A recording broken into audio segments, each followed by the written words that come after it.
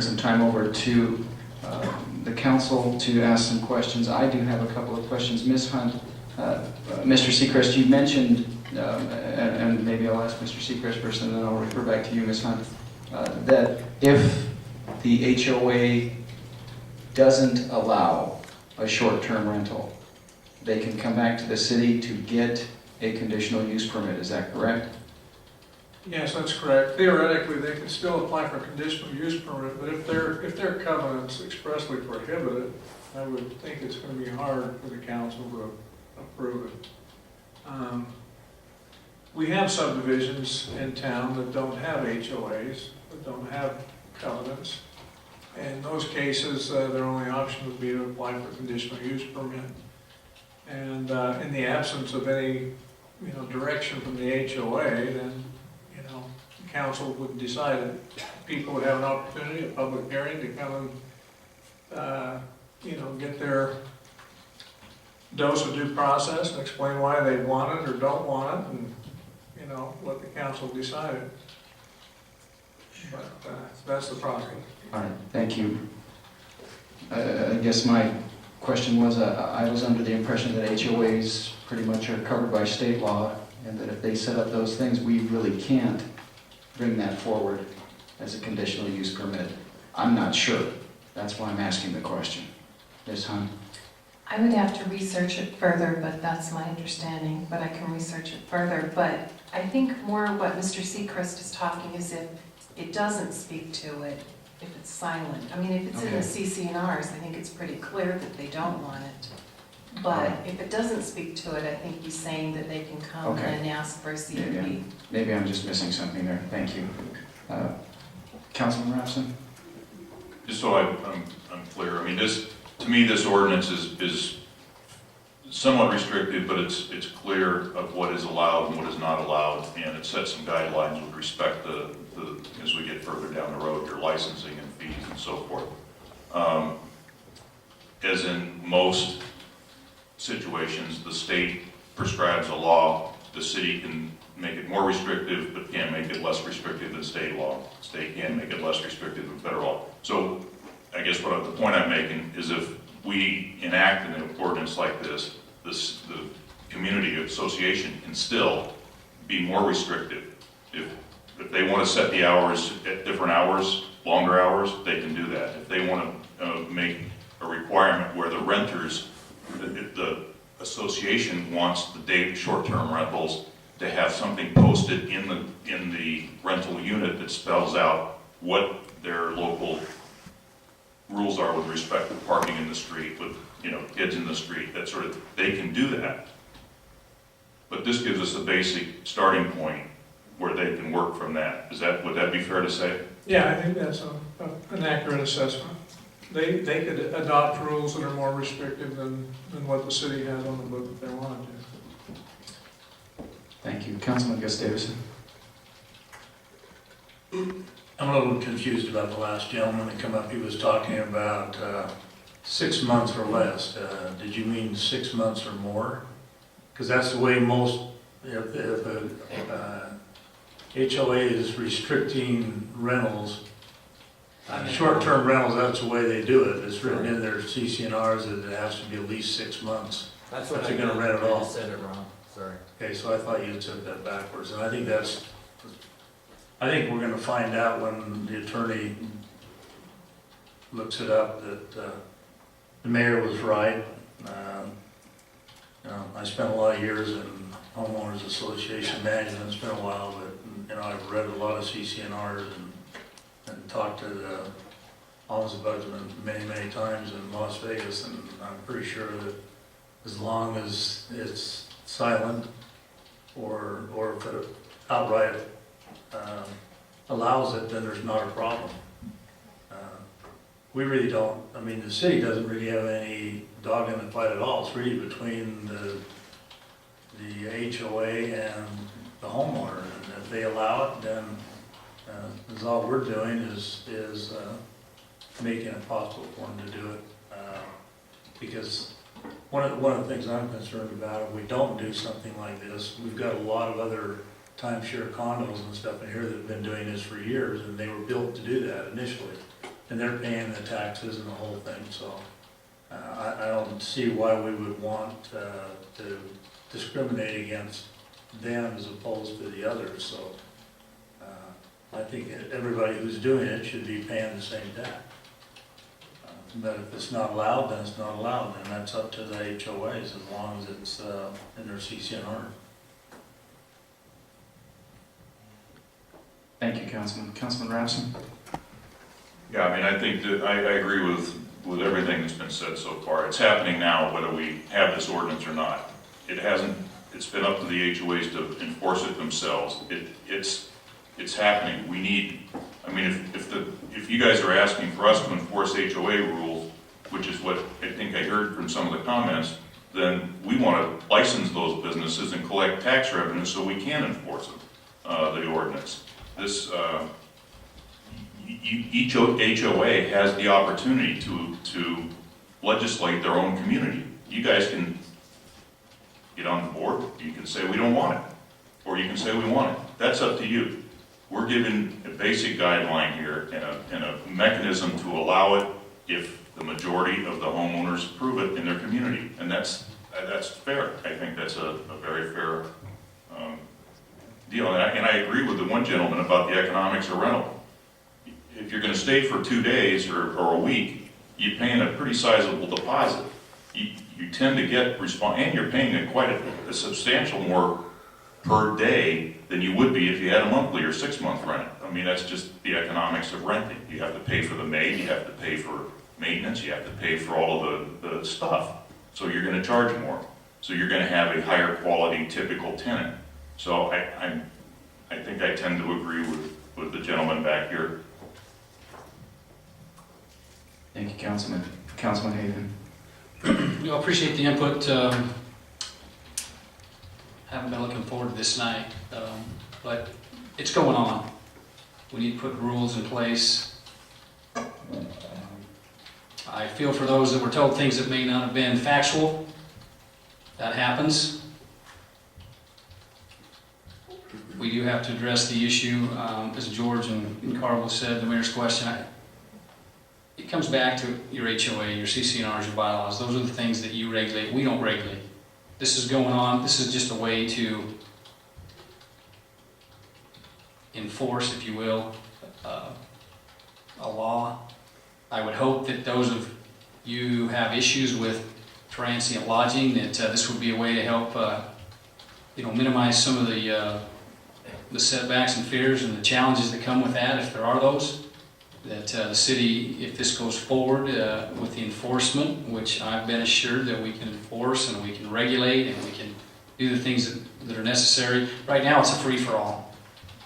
This gives us the opportunity to maybe put some teeth into this thing and even help those that maybe aren't as fond of this ordinance as, and bill that we're going to propose. But I think it's necessary to have some regulation on this. I'm not a big regulation guy, but this thing is getting out of hand, and I think it'll be good for both sides of the issue. And I would hope that if there's things that we haven't addressed in this, which I'm sure there are, I mean, there's been a lot of time spent on this, so that we can try to get it right. Hopefully the first time, but as all things go, we might have to revisit this. Thank you, Councilman. Ms. Hunt? Could you address the somewhat unique situation we are in now with 3 council members being present? Thank you, Mayor, Council. In order for this to pass, it would have to be all 3 voting for the bill to pass. Otherwise, it will not pass because the mayor cannot vote. So it has to be 3 since there are 5 on the council.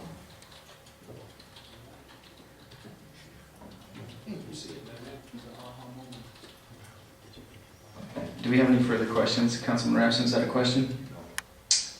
Okay. Seeing none, we will seek a motion then on agenda item 12.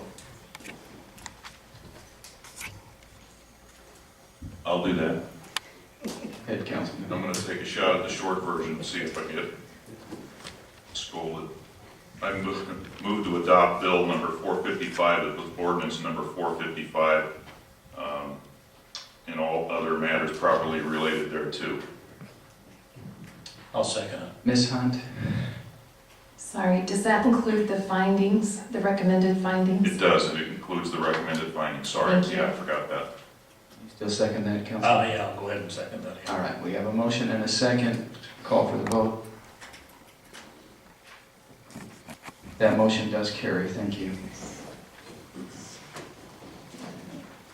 Agenda item 13 is consideration of adoption of Bill number 464, an ordinance amending Title II of the Mesquite Municipal Code entitled Business License Regulations by adding a new Chapter 13, Vacation Home Rentals, and other matters properly related thereto. Mr. Seacrest.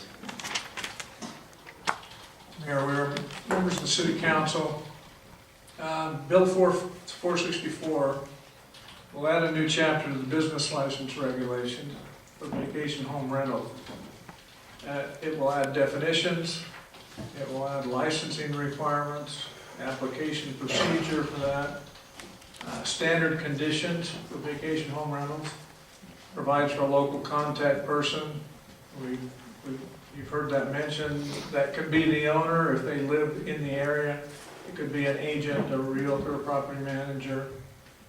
But someone that, again, lives close enough that they can respond to when contacted on when there's complaints and deal with it. There's provisions for a violation of the rules and penalties. And it's, the first violation, if there is a violation of rules, like our other enforcement, they get a courtesy notice just explaining, they can't do whatever it was that they were doing or whatever happened, and that they need to correct it. If there's a second violation in the same unit, then they get a notice of violation and or a $500 fine. If there's a third violation, they can have their business license suspended, and after 4 in the same year, they have a hearing to revoke their business license. So there are penalties, there's procedures to deal with those issues. The enforcement is going to be, it's going to be a task, especially getting everybody licensed and getting it started. There's going to be a certain learning curve at the outset, but I think we can enforce it. There's a procedure for the imposition of penalties. So this section has all the rules dealing with vacation home rentals and what an individual applicant needs to do to get a business license. And with that, we recommend the council adopt this bill as an ordinance. Thank you, Mr. Seacrest. We'll go ahead and open the public hearing then on agenda item 13.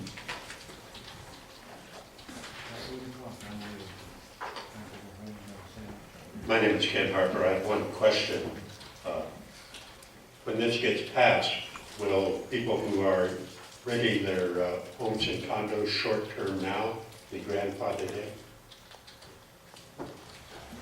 They'll have to apply for a business license. They'll have a 4-month window to make application and obtain their business license, show us that their covenants permit it, and comply with all the other rules, but they're not automatically grandfathered in. They still will have to apply for the permit, but there's no reason why it wouldn't be approved as long as they can meet the conditions. Thank you, Mr. Seacrest. Any further public comment?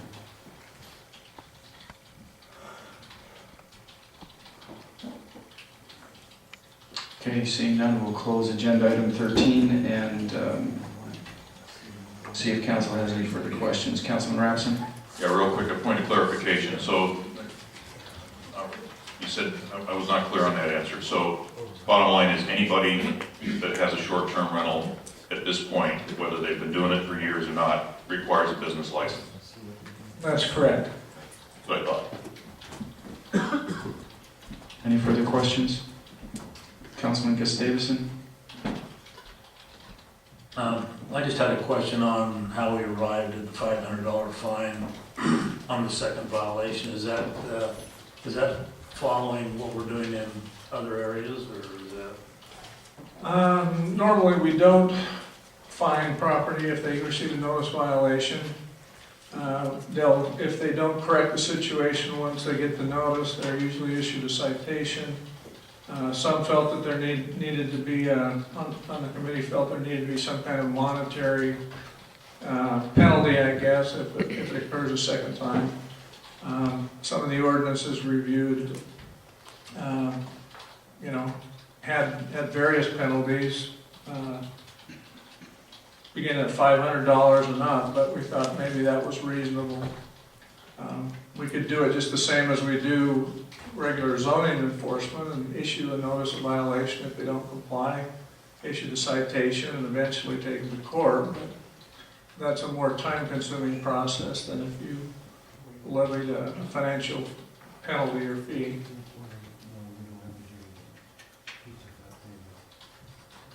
Thank you, Mr. Seacrest. Councilman Hafen, do you have a question? Well, I think that's the big issue, is the enforcement, and ultimately, if they don't pay the fine, we're sending the legal counsel up to the courthouse, and we're gonna discuss it, so, I mean, that's ultimately where we're gonna go. Again, I just wanna stress the fact that, we have those, we're gonna continue to have those who are gonna violate the policy anyway, after the 4 months. It's going on now, it's gonna continue to go on. I just hope that, that we've got a plan in place to make sure that we do the best we can to get everybody that's using transient lodging, that we get the proper permits in place. And there are gonna be those issues where people don't want them, period, and it's gonna be a constant call to your office or the police department. So I hope we have ways to address those and curb those kind of issues, because they're gonna come. On that point, Councilman, the ad hoc committee was concerned that there might be frivolous complaints from those who don't want the short-term rental. There was a lot of discussion about that, and so they had me write, again, procedures into the business license regulations for dealing with frivolous complaints. First of all, the complaint has to be founded, or there has to be some evidence that there was an actual problem or violation of the rules to begin with, either through verification by the police or a code enforcement person on the site, recording devices, if it's a noise or loud music issue, video, whatever. There has to be some proof that there was an actual violation, or an affidavit, sworn statement from one of the other homeowners, something. But if they're not verified, you can't substantiate there was an actual violation, and you get 1 or 2 of those, then that in itself can constitute a violation, and the person who brought the frivolous complaints can be cited. It's kind of unusual, I suppose, to do that, but the committee felt there was good reason to do that based on their experience.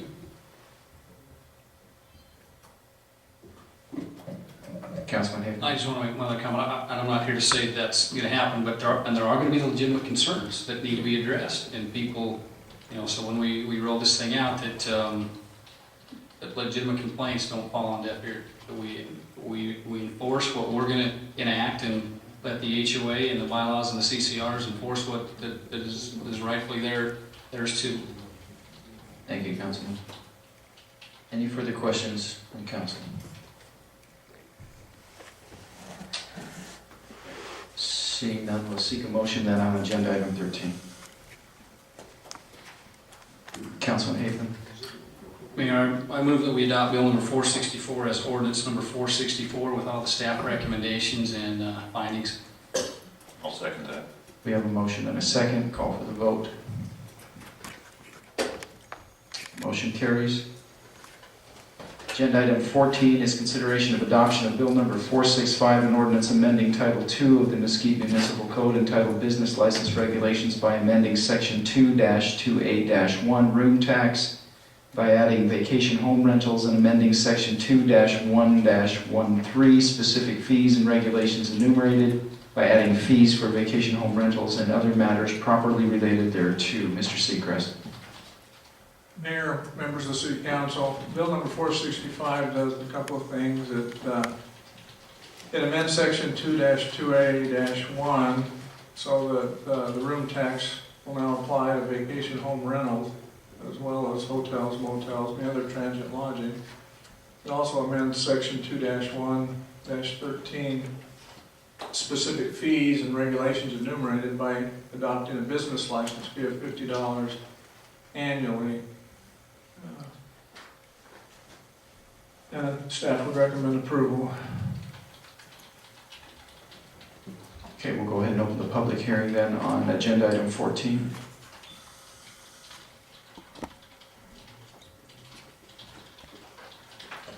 Seeing no public comment, we'll close the public hearing portion of the bill. Question for Mr. Seacrest. Is there any way to, can you explain exactly where these room taxes, I know we have a portion that goes to the LVCVA, there's a portion that goes to the school district, there's a portion, what percentage of this 12% comes to the city? That's a good question. I'm not sure I can answer it. Maybe, I don't know if Aaron or somebody could, but we're only going to get a portion of it, obviously, but I'm not sure how much that is. I know there's a written agreement between Clark County School District and the rest of us, that portions of it, I thought it was 3 or 4% goes directly to, or the newest percentage goes directly to them. Come on up. Mayor and City Council, Laura Woolsey, Business Licensing. It's my understanding that it's 2% that comes to us. Okay, thank you. Laura? Laura? Yes, sorry. You're the official transient enforcer, right? Well, code enforcement and I, yeah. Thank you. All right, any further questions from council to staff? Councilman Rasmus, is that a question or just looking to make a motion? No, I have a question. Okay, thank you. Looking at tax imposed section 2-2A-1, paragraph B. It talks about the 9%, I understand it's 12% now with the state fees. But it says, let's see, hotels define such tax shall be limited to room rentals received from temporary or transient guests. 30 days continuous occupancy or rental of any hotel or motel room other than the resort hotels shall come. Okay, so why is that not 27 days or 28 days? Yeah, you're right. It should be amended to say 28 days. It's 27 or less. Yeah. That calculation will be transient. Can we make that, Ms. Hunt? Can we make that change in the motion? Okay. Councilman Gustavson. I'll take a shot at this, so I recommend that we adopt bill number 465 as ordinance 465 with the alteration of the, let's see, that's under the, to go to 27 days, let's see, that's under, you read the number once before under. Councilman Rapson, where's that number? Yeah, it's section 2-2A-1, tax imposed paragraph B. Okay, so we would alter that to say less than 27 days. 28 days. The 28 days? 28 days or more is long-term rental, so. Less. 28 then. Okay, and then with staff, all staff recommendations and also with the findings provided. Second that. We have a motion and a second, and no complaint from Ms. Hunt, so go ahead and call for the vote.